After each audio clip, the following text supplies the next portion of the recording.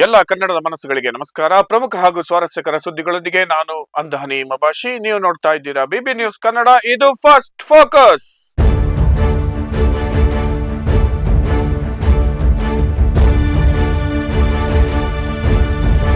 ಮೊದಲಿಗೆ first focus ಸುದ್ದಿಯ ಮುಖ್ಯಾಂಶಗಳು.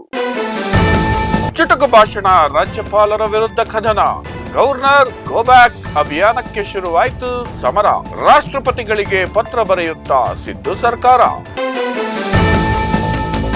ಸಿಟ್ಟು ಹತ್ತಿಸ್ತು ರಾಜ್ಯಪಾಲರ ಭಾಷಣ, ರಣರಂಗವಾಯಿತು ವಿಧಾನಸಭೆ ಆವರಣ, ಕಾಂಗ್ರೆಸ್ ಬಿಜೆಪಿ ನಾಯಕರ ನಡುವೆ ವಾಗ್ಬಾಣ. ಪುನೀತ್ ಕೆರೆಹಳ್ಳಿ ಮತ್ತೆ ಅರೆಸ್ಟ್, ಬಾಂಗ್ಲಾ ವಲಸಿಗರ ದೂರು ಹಿನ್ನೆಲೆ ಬಂಧನ, ಬಾಗಲಗುಂಟೆ ಪೊಲೀಸರ ವಶದಲ್ಲಿ ಪುನೀತ್ ಕೆರೆಹಳ್ಳಿ. ಲಕ್ಕುಂಡಿ ಭೂಮಿ ಬೆಲೆ ಗಗನಕ್ಕೆ, ಲಕ್ಕುಂಡಿಯಲ್ಲಿ 1 ಎಕರೆ 1 ಕೋಟಿಗೆ ಏರಿಕೆ, ಬಂಗಾರವಾಯಿತು ಲಕ್ಕುಂಡಿ ಭೂಮಿ ಬೆಲೆ. ಔಷಧಿಗಳ ಬಳಕೆಗೆ ಹೊಸ ರೂಲ್ಸ್, ನಕಲಿ ಹಾವಳಿಗೆ ಬೀಳುತ್ತಾ ಬ್ರೇಕ್, ಕೋಡಿಂಗ್ ವ್ಯವಸ್ಥೆಗೆ ಆರೋಗ್ಯ ಇಲಾಖೆ ಸಜ್ಜು. ಇದೀಗ ಫಾಸ್ಟ್ ಫೋಕಸ್ ವಾರ್ತೆಯ ವಿವರಗಳು. ಗವರ್ನರ್ ಗೋ ಬ್ಯಾಕ್ ಅಭಿಯಾನ. ಕರ್ನಾಟಕದಲ್ಲೂ ಸದ್ಯ ರಾಜ್ಯಪಾಲರು ವರ್ಸಸ್ ರಾಜ್ಯ ಸರ್ಕಾರ ಎನ್ನುವಂತ ಪರಿಸ್ಥಿತಿ ನಿರ್ಮಾಣವಾಗಿದೆ. ದೇಶದಲ್ಲೇ ರಾಜ್ಯ ಸರ್ಕಾರದ ಜೊತೆ ಅತ್ಯಂತ ಸೌಹಾರ್ದಯುತ ಸಂಬಂಧ ಹೊಂದಿರುವ ಹಾಗೂ ರಾಜ್ಯಪಾಲ ಅಂತ ಕರೆಸಿಕೊಂಡಿದ್ದ ಥಾವರ್ ಚಂದ್ ಗೆಹ್ಲೋಟ್ ವಿರುದ್ಧ ಸರ್ಕಾರ ತಿರುಗಿ ಬಿದ್ದಿದೆ. ವಿಧಾನಮಂಡಲದ ಜಂಟಿ ಅಧಿವೇಶನ ಉದ್ದೇಶಿಸಿ ರಾಜ್ಯಪಾಲರು ಮಾಡಿದ್ದ 3 ಸಾಲಿನ ಚುಟುಕು ಭಾಷಣಕ್ಕೆ ಸಿಎಂ ಸಿದ್ದರಾಮಯ್ಯ ಹಾಗೂ ಸಂಪುಟ ಸಚಿವರು, ಕೈ ಶಾಸಕರು, ಕಾಂಗ್ರೆಸ್ ನಾಯಕರು ಆಕ್ರೋಶ ವ್ಯಕ್ತಪಡಿಸಿದ್ದಾರೆ. ರಾಜ್ಯಪಾಲರನ್ನು ವಾಪಸ್ ಕರೆಸಿಕೊಳ್ಳುವಂತೆ ರಾಷ್ಟ್ರಪತಿಗಳಿಗೆ ಪತ್ರ ಬರೆಯುವ ಸಂಬಂಧ ಇಂದು ಸಚಿವ ಸಂಪುಟ ಸಭೆಯಲ್ಲಿ ಮಹತ್ವದ ಚರ್ಚೆ ನಡೆದಿದೆ.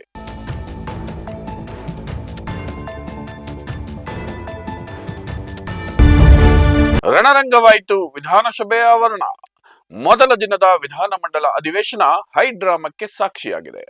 ಜಂಟಿ ಅಧಿವೇಶನ ಉದ್ದೇಶಿಸಿ ಭಾಷಣ ಮಾಡಲು ಆಗಮಿಸಿದ್ದಂತಹ ರಾಜ್ಯಪಾಲ ಥಾವರ್ ಚಂದ್ ಗೆಹ್ಲೋಟ್ ಸರ್ಕಾರ ನೀಡಿದ ಭಾಷಣ ಓದದೆ ಕೇವಲ 2 ಸಾಲು ಓದಿ ಅಧಿವೇಶನದಿಂದ ಹೊರ ನಡೆದ ಪ್ರಸಂಗ ಭಾರೀ ಟೀಕೆಗೆ ಕಾರಣವಾಯಿತು. ಗವರ್ನರ್ ನಡೆಗೆ ಕಾಂಗ್ರೆಸ್ಸಿಗರು ಆಕ್ರೋಶ ವ್ಯಕ್ತಪಡಿಸಿದ್ದು, ರಾಜ್ಯಪಾಲರ ನಿರ್ಗಮನ ವೇಳೆ ಘೋಷಣೆ ಕೂಗುವ ಮೂಲಕ ವಿರೋಧ ವ್ಯಕ್ತಪಡಿಸಿದ್ರು. ಇನ್ನು ವಿಧಾನಸಭೆಯಲ್ಲಿ ರಾಜ್ಯಪಾಲರಿಗೆ ಕಾಂಗ್ರೆಸ್ ನಾಯಕರು ಅಡ್ಡಿಪಡಿಸಿದ್ದಕ್ಕೆ ವಿಪಕ್ಷ ನಾಯಕ ಆರ್ ಅಶೋಕ್ ತೀವ್ರ ಆಕ್ಷೇಪ ವ್ಯಕ್ತಪಡಿಸಿದ್ದಾರೆ. ಇದೊಂದು ಕರಾಳ ದಿನ ಎಂದು ಬಣ್ಣಿಸಿದ್ದು, ರಾಜ್ಯಪಾಲರಿಗೆ ಅಗೌರವ ತೋರಿದ್ದು ಗೂಂಡಾಗಿರಿ ಎಂದು ಕಾಂಗ್ರೆಸ್ ವಿರುದ್ಧ ಕಿಡಿಕಾರಿದ್ರು. ಇನ್ನು ರಾಜ್ಯ ಬಿಜೆಪಿ ಅಧ್ಯಕ್ಷ ಬಿವೈ ವಿಜಯೇಂದ್ರ ಕೂಡ ಇದು ಪ್ರಜಾಪ್ರಭುತ್ವದ ಕಗ್ಗೊಲೆ ಎಂದು ಟೀಕಿಸಿದ್ದಾರೆ.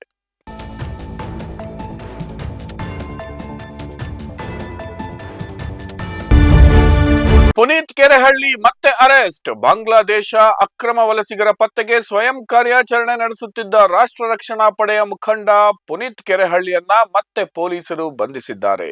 ಸೋಲದೇವನಹಳ್ಳಿ ಪೊಲೀಸ್ ಠಾಣಾ ವ್ಯಾಪ್ತಿಯ ಕೆಂಪಾಪುರದಲ್ಲಿ ಅಕ್ರಮ ವಲಸಿಗನ ಪತ್ತೆ ಮಾಡಿ ದೂರು ನೀಡಿ ತೆರಳುತ್ತಿದ್ದ ವೇಳೆ ಬಾಗಲಗುಂಟೆ ಪೊಲೀಸರು ಬಂಧಿಸಿದ್ದಾರೆ.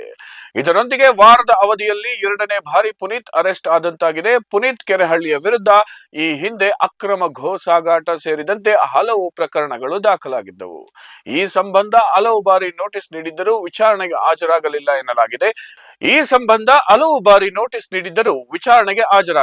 ಎನ್ನಲಾಗಿದೆ. ಇದೇ ಹಿನ್ನೆಲೆಯಲ್ಲಿ ಬಾಗಲಗುಂಟೆ ಠಾಣೆಯ ಪೊಲೀಸರು ಈ ಪ್ರಕರಣಕ್ಕೆ ಸಂಬಂಧಿಸಿದಂತೆ ಪುನೀತ್ ಕೆರೆಹಳ್ಳಿಯನ್ನ ಬಂಧಿಸಿದ್ದಾರೆ.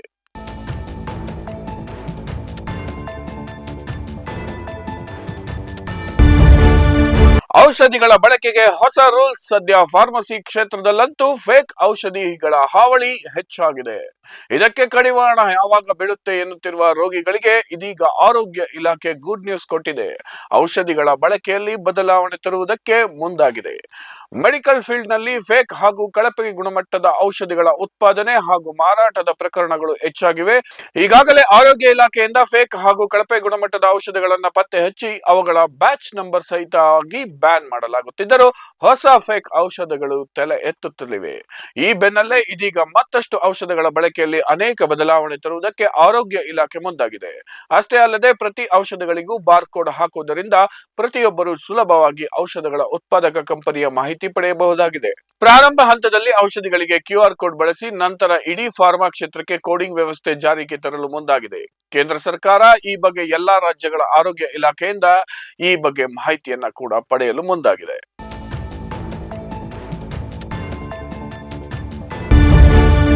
ಬಂಗಾರವಾಯ್ತು ಲಕ್ಕುಂಡಿ ಭೂಮಿ ಬೆಲೆ. ಲಕ್ಕುಂಡಿಯಲ್ಲಿ ನಿಧಿ ಸಿಕ್ಕಿದ್ದೇ ಸಿಕ್ಕಿದ್ದು ಅಲ್ಲಿಯ ಜನರ ಲಕ್ ಬದಲಾಗಿದೆ ಎನ್ನಬಹುದು. ಲಕ್ಕುಂಡಿ ಸುದ್ದಿಯಾಗಿದ್ದು ಇದೇ ಮೊದಲೇನಲ್ಲ. ಈ ಹಿಂದೆ ಪ್ರಜಾ ರಾಜ್ಯೋತ್ಸವದಲ್ಲಿ ಲಕ್ಕುಂಡಿಯ ಸ್ತಬ್ಧ ಚಿತ್ರ ಬಂದಾಗ ಸ್ವಲ್ಪ ದಿನಗಳ ಕಾಲ ಲಕ್ಕುಂಡಿ ಸುದ್ದಿಯಲ್ಲಿತ್ತು. ಗದಗ ಕೊಪ್ಪಳ ರಸ್ತೆಯಲ್ಲಿ ಲಕ್ಕುಂಡಿ ಬರೋದ್ರಿಂದ ಈ ಲಕ್ಕುಂಡಿಯ ರಿಯಲ್ ಎಸ್ಟೇಟ್ ಬೂಮ್ ಆಗಲು ಕಾರಣವಾಗಿದೆ.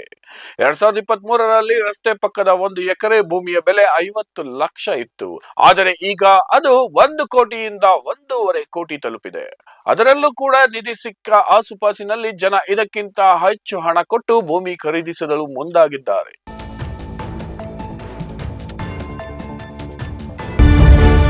ಇದಾಗಿತ್ತು ಈ ಕ್ಷಣದ ಫಸ್ಟ್ ಫೋಕಸ್. ನೈಜ ಹಾಗೂ ತಾಜಾ ಸುದ್ದಿ, ಪ್ರಾಮಾಣಿಕ ವರದಿ, ನಿಷ್ಠುರ ವಿಶ್ಲೇಷಣೆಗಳಿಗಾಗಿ ಸದಾ ಗಮನಿಸಿ ಬಿಬಿ ನ್ಯೂಸ್ ಕನ್ನಡ. ಇದು ಕನ್ನಡಿಗರ ಪ್ರತಿಧ್ವನಿ.